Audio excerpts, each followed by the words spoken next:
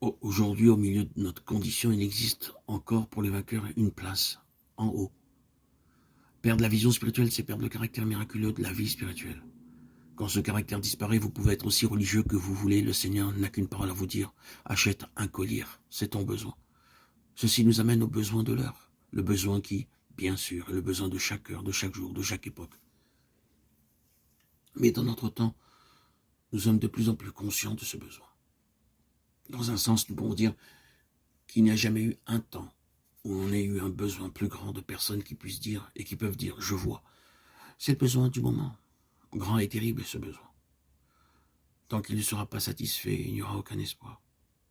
L'espoir dépend de ceci, qu'il y ait des personnes qui se lèvent dans ce monde. Ce sombre monde de confusion, de chaos, de tragédie, de contradictions.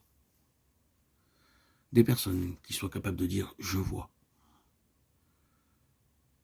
Si un homme ayant une position d'influence, jouissant de considération, se révèle aujourd'hui comme un homme qui voit, quel nouvel espoir naîtrait avec lui? Quelle nouvelle perspective? C'est là le besoin. Que ce besoin soit satisfait de manière publique, nationale, internationale ou pas, je ne sais. Mais ce besoin d'être satisfait de manière spirituelle par des personnes sur cette terre qui se trouvent dans cette position et qui peuvent réellement dire « je vois ». Voyez-vous, le christianisme est devenu de beaucoup une tradition. La vérité a été résolue en vérité et mise dans un livre bleu, le livre bleu de doctrine évangélique, une chose établie et protégée. Ce sont les doctrines évangéliques. Elles établissent les limites du christianisme évangélique dans la prédication et l'enseignement.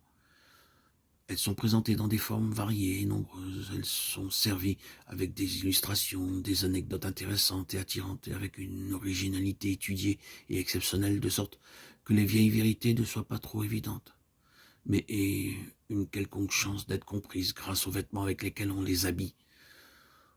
Beaucoup dépend aussi de l'habileté et de la personnalité de celui qui prêche. Les gens disent « j'aime son style, j'aime sa manière, j'aime sa façon de dire les choses ». Et beaucoup dépend de cela.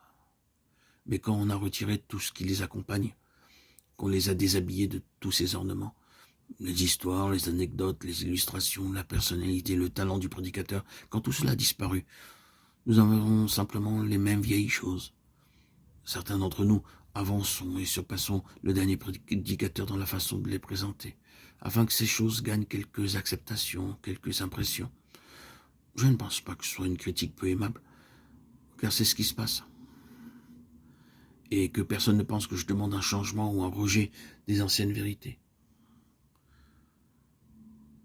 Mais ce à quoi je veux en venir est ceci, ce ne sont pas de nouvelles vérités, ce n'est pas le changement de la vérité, mais c'est qu'il y ait des hommes qui, en présentant la vérité, puissent être reconnus par ceux qui écoutent comme des hommes qui ont vu. Et cela fait toute la différence. Pas des hommes qui ont lu, étudié et préparé, mais des hommes qui ont vu, dans lesquels il y a cet élément d'émerveillement de l'aveugle né que nous trouvons dans l'évangile de Jean. S'il est un pécheur, je sais une chose, c'est que j'étais aveugle, maintenant je vois. Jean 9, 25. Et vous savez, si une personne a vu ou pas, vous savez d'où elle est venue et comment elle est venue. C'est là le besoin, cette chose indéfinissable qui aboutit à l'admiration et vous fait dire, cet homme, cette femme a vu quelque chose.